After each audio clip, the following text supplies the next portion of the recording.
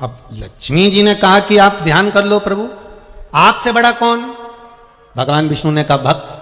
पार्वती जी ने भी पूछा आपसे बड़ा कौन? तो के भक्त। तो ब्रह्माणी भी करिए आपसे बड़ा कौन? तो ब्रह्मा जी के भक्त।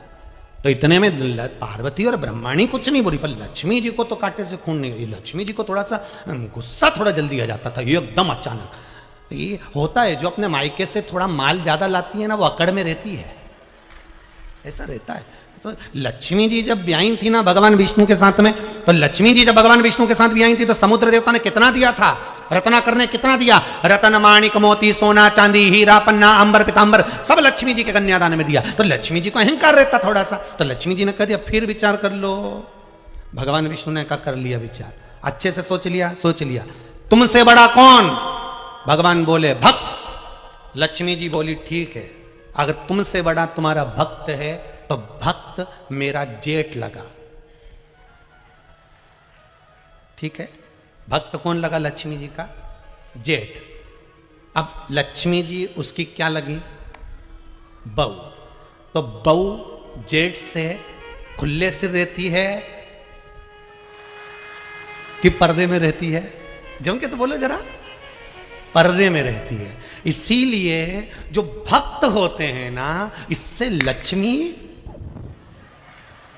पर्दा कर रहती है इनके जीवन में। कई लोग कहते हैं हम मंदिर जाते हैं, हम भगवान का व्रत करते हैं, हम उपास करते हैं, हम ये करते हैं, पर भगवान हम ही को दुख क्यों देता है? लक्ष्मी जी पर्दे में, जेठ है, भक्त जेठ। थोड़ा भगवान विष्णु ने पूछा तुम कहना क्या चाहती हो? लक्ष्मी जी कहने लगी अगर भक्त आपसे बड़ा है तो वो मेरा जेठ हो गया और मैं उसकी बहू हो गई। इसलिए आपके भक्त लक्ष्मी जी से थोड़ी दूरी बनाकर रखेंगे, क्योंकि बहू में और जेठ में दूरी होती है। नारायण मन में सोचे हो गया कल्याण। अच्छा, पत्नियां प्रश्न बहुत करती हैं और इनके प्रश्न का उत्तर बहुत सोच समझ कर देना। जितने भेरू बैठे हैं इनसे निवेदन है, जो जब जब प्रश्न करे तब तब 50 बार सोचना कि उत्तर दूं कि नहीं दूं। देव सको तो देव, नहीं तो अटैची उठाओ ऑफिस जाओ। फालतू की बात करो ही मत। अपने पानी की बोतल उठाओ ने दुकान जाओ, अपने बोलना ही नहीं। ये कितना ही बोले पर अपने नहीं बोलना। ये तुम बोले और ये गर्जी, ये तुम बोले और ये गर्जी, तो तुम बोले ही मत। अब भगवान विष्णु को लगा कि लक्ष्मी जी बोल रही हैं कि मैं भक्तों से दूरी बनाकर रखूंगी, क्योंकि वो मेरे जेठ हैं, तो मैं दूरी रखूंगी। शंकर भगवान ने बुलाया लक्ष्मी जी को, इधर आओ लक्ष्मी, आपको मालूम है आपका विवाह भगवान विष्णु के साथ किसने करा है? आपको मालूम है? लक्ष्मी जी ने कहा हाँ प्रभु मुझे मालूम है। किसने करा है? लक्ष्मी जी बोली आपने कराया। आपको मालूम है? आपकी मां ख्याति देवी, लक्ष्मी जी की मां का नाम था ख्याति। आपकी मां ख्याति देवी मेरे मंदिर में आती, मेरी पूजन करती, मेरी आराधना करती, मेरा स्मरण करती, और अपनी बेटी लक्ष्मी जी का विवाह मेरे साथ करना चाहती थी, पर मैं तुमसे विवाह नहीं करना चाहता था, क्योंकि नारायण आपको स्नेह करते थे, इसलिए आपका विवाह लक्ष्मी जी के साथ मैंने कराया। लक्ष्मी, आपका विवाह नारायण के साथ मैंने कराया है, और अगर मैंने विवाह कराया है तो मैं कौन तुम्हारा? जो विवाह कराने वाला होता है घर का बुजुर्ग होता है, बड़ा होता है, तो मैं कौन? ससुरा।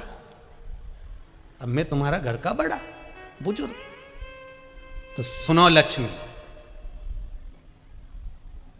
घर की तिजोरी की चाबी तुम्हारे हाथ में देता हूं। अभी तक तुम लक्ष्मी थी, केवल अभी तक केवल तुम लक्ष्मी थी।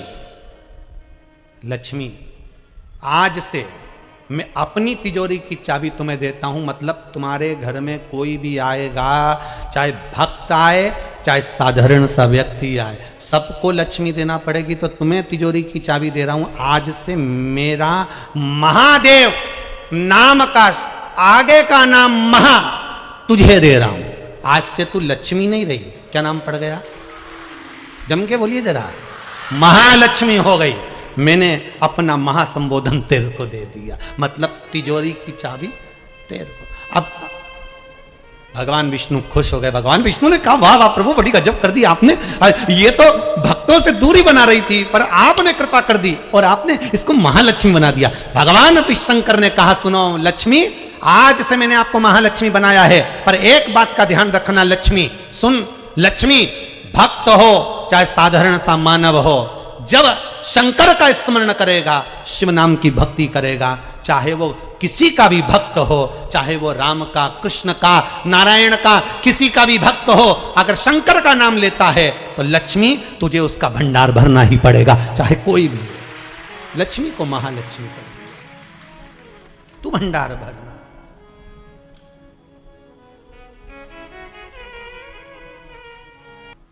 और जितने लोग इंस्टाग्राम चलाते हैं ना, वो उसमें गाने डालते हैं, तो पहले आड़े टेढ़े गाने डालते थे, अब तो शंकर ही शंकर के इतने भजन डले दादा, शिव जी के भजन, जहां देखो तुम शिव की भक्ति में लोग, शंकर जी शिव उपासना में। लोहा सोचे कि मेरे बराबर कोई दम नहीं किसी में भी, तो लोहे से ज्यादा कठोर होती है अग्नि, जो लोहे को गला देती है। और अग्नि सोचे कि मैं कठोर, तो अग्नि से ज्यादा कठोर होता है पानी, जो एक लोटा डालते ही अग्नि को बुझा दे। और पानी सोचे कि मेरे बराबर कोई नहीं, तो उससे बड़ा कठोर होता है मनुष्य, लोटा में भर के डकार जाता है, इतना कठोर। तो मनुष्य सोचे कि मेरे बराबर कोई नहीं, तो मनुष्य भी ध्यान रखना तुमसे ज्यादा कठोर होती है बीमारी, जो अच्छे अच्छे पहलवान को भी निकल जाती है। और बीमारी सोचे कि मेरा कुछ नहीं बिगड़ सकता, तो बीमारी से भी ज्यादा कठोर होता है मेरा कालों का काल महाकाल, जो बीमारी को ही निकल जाता है, बीमारी को जो निकल गया। राम की दृष्टि में शंकर बड़े हैं, शंकर की दृष्टि में राम बड़े हैं, कृष्ण की दृष्टि में शिव बड़े हैं, शिव की दृष्टि में कृष्ण बड़े हैं, क्योंकि भगवान कह रहे हैं मुझसे बड़ा मेरा भक्त होता है, भक्त मुझसे बड़ा है। तो जो भगवान की भक्ति करता है भगवान उसको बड़ा समझ।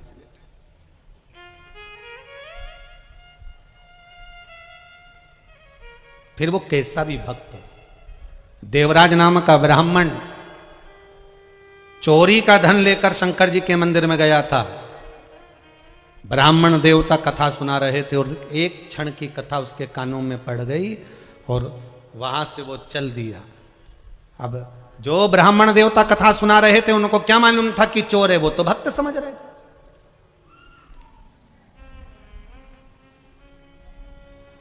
उनको नहीं मालूम कि ये चोर है, उनको तो भक्त समझ।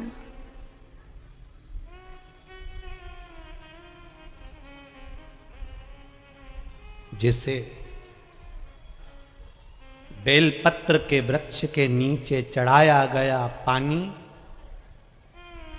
हमारे पितरों को प्राप्त हो जाता है, शिव जी को चढ़ाया गया पानी 33 कोटि देवताओं को प्राप्त हो जाता है।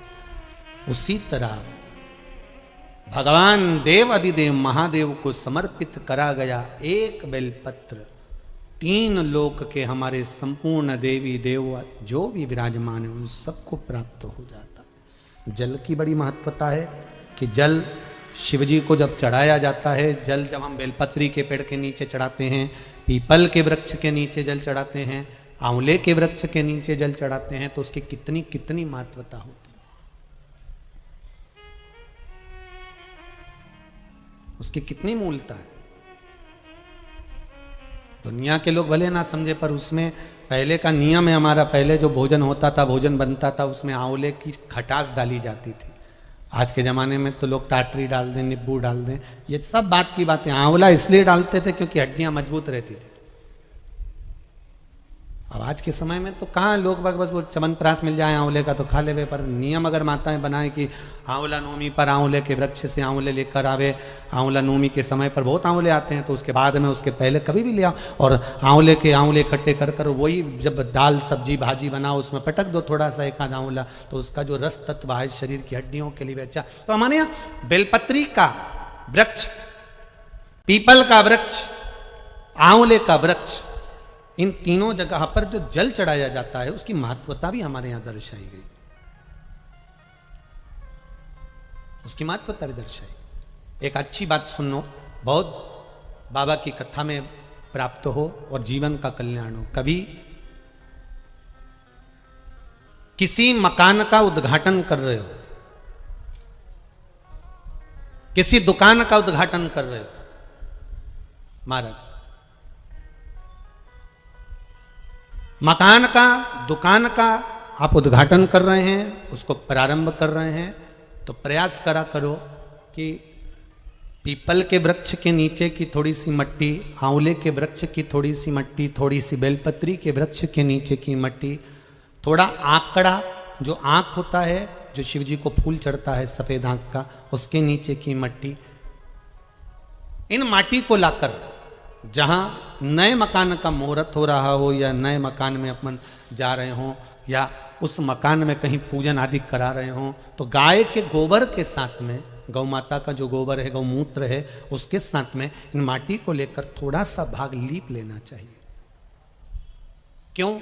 क्योंकि बेलपत्री के वृक्ष के नीचे लक्ष्मी जी का आवास है, पीपल के वृक्ष के नीचे नारायण और लक्ष्मी का आवास है, शनि का आवास, भगवान शिव का आवास है।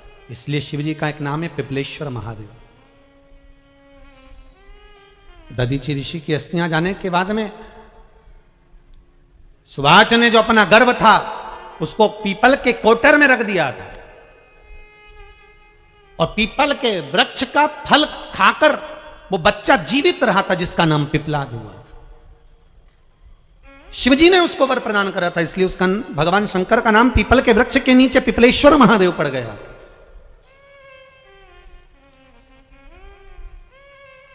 भगवान शिव का नाम पिपलेश्वर महादेव। तो यहां जो नारायण, भगवान विष्णु, भगवान ब्रह्मा, भगवान शिव आंवले के वृक्ष के नीचे विराजमान है अपनी अपनी संगनी के साथ, तो वहां की मिट्टी सुख प्रदान करती है। पीपल के वृक्ष के नीचे की मिट्टी सुख प्रदान करती है, बेलपत्री के वृक्ष के नीचे की मिट्टी सुख प्रदान करती है, हमको आनंद की अनुभूति करा देती है।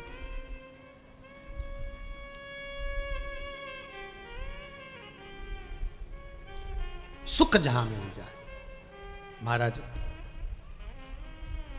शिव महापुराण की कथा कह रही है, देवराज नाम का ब्राह्मण थोड़ा सा कथा का रसास्वादन कर कर, ब्राह्मण देवता को नहीं मालूम कि ये चोर है, उन्होंने तो उसको भक्त समझा कि कथा सुनने के लिए आया है। अपने को मालूम नहीं पड़ पाता, अपने कथा के पंडाल में, अपने एरिया में कौन बैठा है, कैसा बैठा है, क्यों आया है, अपने को क्या मालूम। आप तो कथा के पंडाल में आया है तो आप समझेंगे कि कथा सुनने आया, अपने को क्या मालूम कि ये क्या करने आया।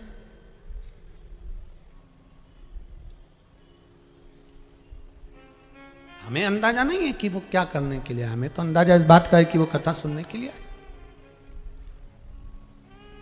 कथा श्रवण कर रहा है।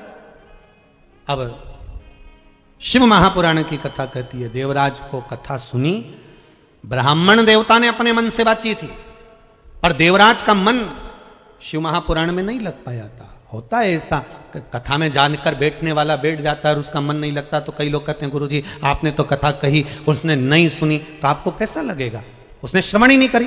तो हमारा निवेदन फिर वही है,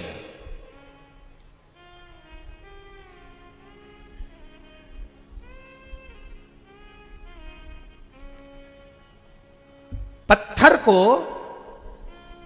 पानी में डाल दीजिए, पत्थर नहीं गलेगा, पर सूर्य की तपन से पत्थर शीतल तो रहेगा। उसी तरह आप अगर कथा में जाकर बैठे हो, कथा श्रवण करने के लिए बैठे हो, तो यह पक्का है आपका मन लगे ना लगे, पर कम से कम 3 घंटे आप झूठ बोलने से, पाप करने से, छल करने से, बेईमानी करने से, प्रपंच करने से बचोगे तो सही। भले आपका मन कथा में नहीं लगे, भले आपका चित्त कथा में ना जाए, भले आपका मन कथा में नहीं पहुंच रहा, पर 3 घंटे आप सत्कर्म तो कर रहे हो, 3 घंटे कहीं पाप तो नहीं कर रहे, 3 घंटे आप झूठ तो नहीं बोल रहे, 3 घंटे आप बेईमानी तो नहीं कर रहे, 3 घंटे आप कथा में बैठकर कहीं झूठ प्रपंच तो नहीं कर रहे, इतना ही बच गए ना, वही बहुत है, उतना ही बहुत है बचना।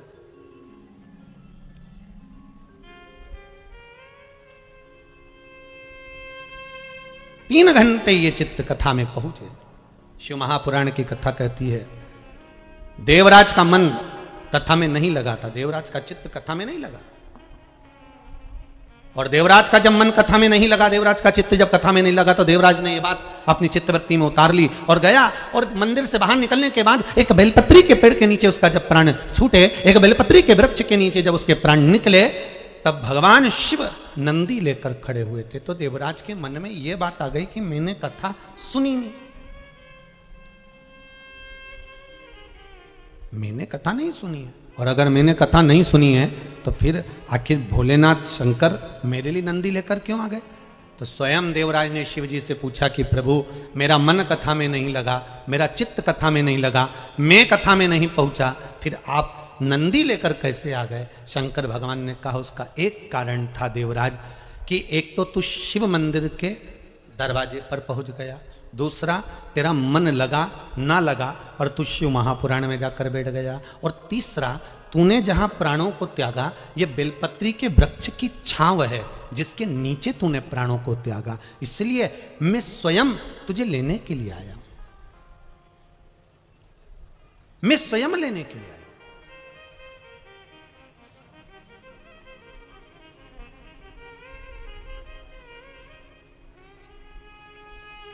एक दान छोटा सा होता है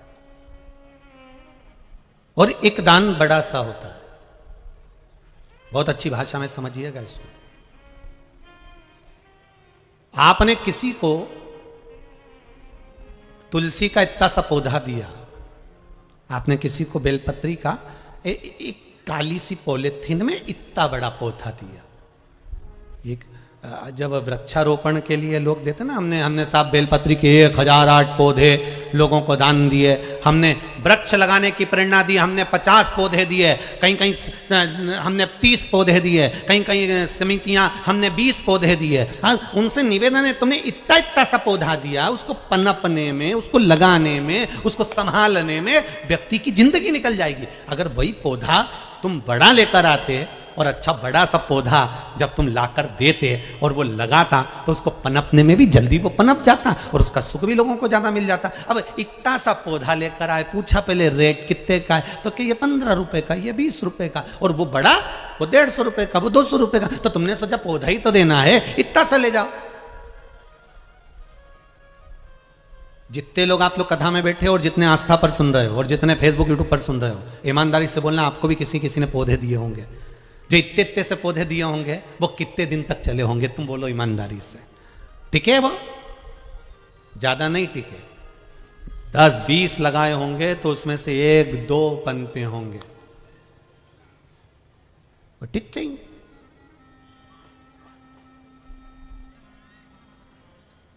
जैसे बेलपत्री के पौधे का दान छोटा दिया जाता है, तो वो बेलपत्री का पौधा तो तुमने दिया, तुमने दान भी किया, तुमने पुण्य भी करा, तुमने सत्कर्म भी करा, पर 10 लोगों को देने से अच्छा है। 10 रुपए का एक पौधा था, 10 लोगों का पौधा एक जगह लेकर आते, 100 रुपए का इतना बड़ा पौधा खरीदते और उसको कहीं एक जगह लगवा देते, तो उसका दान का एक आनंद दूसरा हो जाता। अब वो 10 जगह दिए पर वो 10 जगह ही नहीं पनप पाए तो उसका कोई सुख नहीं। उसी तरह शिव महापुराण की कथा कहती है कि मंत्र जाप करो, मना नहीं है, पर मंत्र जाप का सबसे बड़ा सुख यह है कि केवल एक बार श्री शिवाय नमस्तुभ्यम बोला और छोड़ दिया, या एक बार पंचाक्षर मंत्र ओम नमः शिवाय बोले, या एक बार महामृत्युंजय मंत्र का जाप करा उसके बाद नहीं लिया, या एक बार भोजन करा उसके बाद 1 साल नहीं करा, या एक बार फलाहार खाया उसके बाद खाया ही नहीं 1 साल तक, तो उसका मतलब कुछ नहीं है। शिव महापुराण की कथा कहती है, कई लोग कहते हैं गुरुजी हमने ये उपाय करा और हमारा 3 महीने में काम होना चाहिए, तो होगा, परंतु एक शर्त है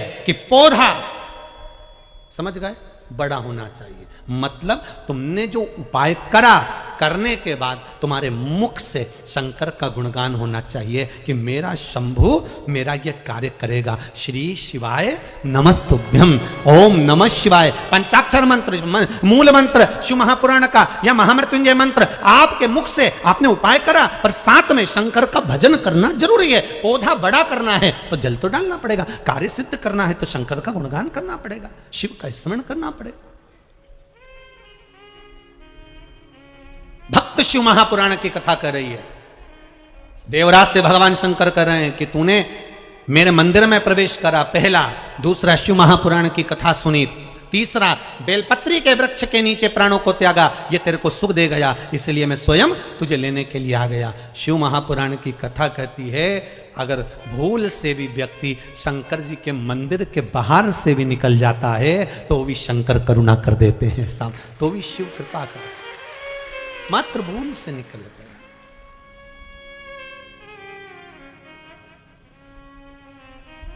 इतना तो करना स्वामी, जब प्राण तन से निकले, गोविंद नाम लेकर फिर प्राण तन से निकले। महाराज प्रभु सम्मुख खड़ा हुआ, हमारा विश्वास दृढ़ हो, हमारा भरोसा दृढ़ हो। देवराज के प्राण छूटे, शंकर सामने खड़े थे और भगवान से यही कहना है, लिखन वाले तू होके दयाल लिखना, मेरे नयन भीतर शिव का दीदार लिखना, मेरे नयन भीतर शिव का दीदार लिखना। जिब्या पे लिखना नाम शंकर का, जिब्या पे लिखना नाम शंकर का। कानों में शिव महा पुराण लिखना, ओ कानों में शिव पुराण लिखना, मेरे हृदय अंदर शिव जी का प्यार लिखना, मेरे हृदय अंदर शंकर का प्यार लिखना। भगवान अंतिम समय में अगर मेरे प्राण भी छूटे तो तेरा दर्शन हो।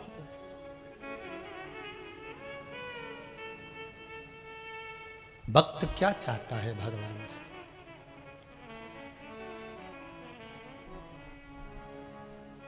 किसी ने पूछा, गुरुजी इतनी पुराण 18 पुराण की रचना वेद व्यास जी महाराज ने करी और 18 उप पुराण, 18 पुराण है और 18 उप पुराण।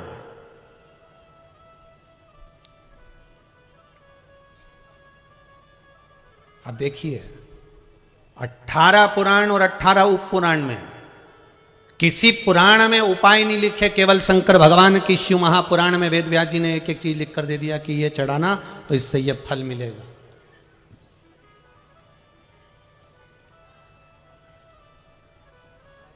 पर मन को शिव में लगाओगे तो मिलेगा।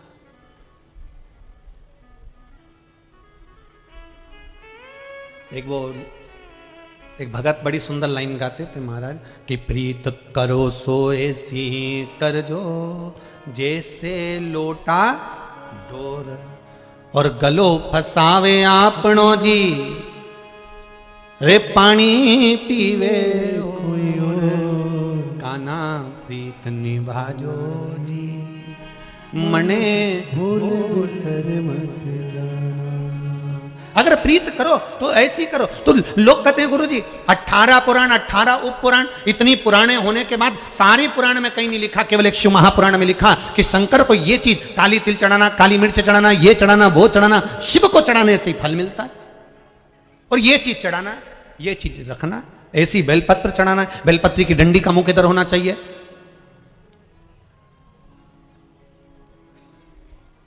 भगवान शिव को चावल चढ़ाना है आखा, नंदी को हरी मूंग चढ़ाना है, बेलपत्र चढ़ाना है, ये सब शिव महापुराण में वर्णन कर दिया। ये चढ़ाना, वो चढ़ाना, शिव को हल्दी, शिव को लेपन, शिव को चंदन, शिव को कैसर, ये सब शिव महापुराण में करा, बाकी की पुराणों में नहीं।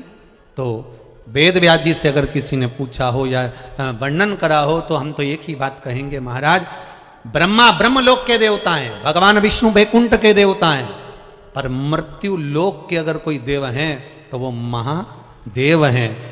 मृत्यु लोक का देव महादेव हैं, तो मृत्यु लोक के इस देवता को लगा कि ये सब मेरी संतान है, ये सब मेरी औलाद हैं, और मेरे घर के बच्चे अगर दुखी रहेंगे तो मुझे दुख होगा। इसलिए शिव की कथा में सारे दुख का निवारण वेद व्यास जी ने लिख दिया कि सब दुख कटना का एक ही निवारण, शंभु शरणे पड़ी मांगू घड़ी रे घड़ी दुख काटो दया करी ने दर्शन।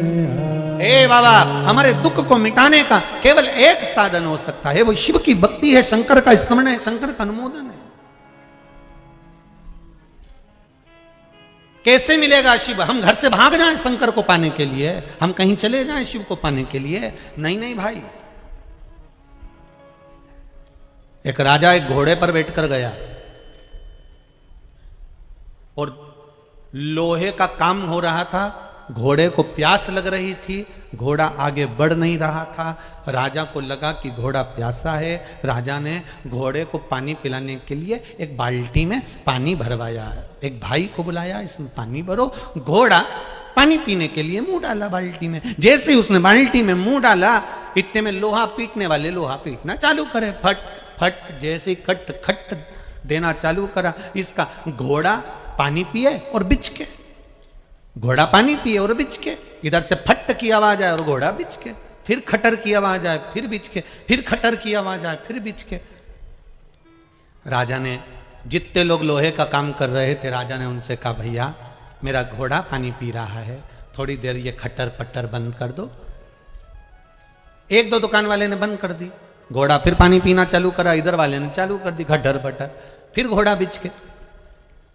राजा फिर उधर गया, उधर वालों से कहा, भैया मेरा घोड़ा पानी पी रहा है, तुम ये खटर पटर बंद कर दो।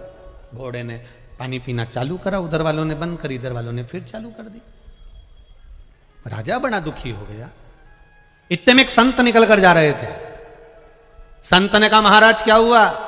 घोड़ा पानी नहीं पी पा रहा है, ये खटर पटर के कारण। संत ने कहा, महाराज ये खटर पटर जिंदगी में कभी खत्म नहीं होने वाली, घोड़े से कह दो पानी पीना हो तो पी ले आए। अपने मन को इसी खटर पीटर में पानी पीने की आदत डाल लेना चाहिए। उसी तरह शिव महापुराण की कथा कहती है, ना हमें गंगा के घाट जाकर बैठना है, ना हमें नर्मदा के घाट जाकर बैठना है, हमें तो घर में रहना है और पूरी खटर पटर के साथ इस मन को शिव महापुराण में लगाना है, पूरी खटर पटर के साथ। पोता इधर से खींचेगा, दादी दादी इधर से नाती खींचेगा, इधर से पंती खींचेगा। अरे भिलाई वालों को तो धन्यवाद है, तुम्हारे हमने ऐसा गार्डन कहीं नहीं देखा जो भिलाई में है। दादा दादी और नाना नानी गार्डन पूरी दुनिया में घूमी आए, पर गार्डन का नाम कहां से लाए? ऐसा गार्डन कहीं नहीं देखा। कहीं नहीं लिखा कि दादा दादी गार्डन, नाना नानी गार्डन, पर भिलाई में बड़े बड़े अक्षर में लिखा है दादा दादी नाना नानी गार्डन। वो गार्डन के लिए नहीं लिखा है, समझदार के लिए लिखा है कि दादा दादी और नाना नानी के पास रहोगे तो दिल गार्डन गार्डन रहेगा। तो केवल गार्डन वालों के लिए, ये समझदारों ने लिखा है कि इस दिल को अगर गार्डन करना है, इस मन को अच्छा करना है, तो दादा दादी की गोद में जाकर बैठ जाओ, नाना नानी की गोद में भी जाकर बैठ जाओ। जो दादा दादी के करीब में रहता है, नाना नानी के पास में रहता है, उसका दिल तुम देखो। छोटे छोटे बच्चों से कहो कहाँ जाना है? नानी हाउस, नानी घर, नानी घर। माँ क्या मिलता है? कुछ नहीं, मेरी नानी मुझे बहुत प्रेम करती है, दादी मुझे दादी बहुत प्रेम करती है, मेरा दादा मुझे बहुत प्रेम करता है, मुझे बाजार ले जाता, कुरकुरा दिला के लाता, मुझे टॉफी दिलाता। तो जिन बच्चों का मन गार्डन गार्डन हो जाए, वही दादा दादी नाना नानी गार्डन। तो भिलाई में ऐसा गार्डन है तो तुम सबके लिए बना है कि दिल को अच्छा बनाने का प्रयास करो, कहीं नहीं भटकना। भक्त से भगवान है और भगवान की मूलता भक्त है। भक्त भगवान है और भगवान की मूलता भक्त, भक्त की मूलता।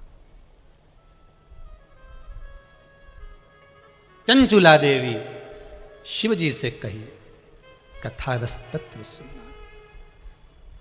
ठीक है।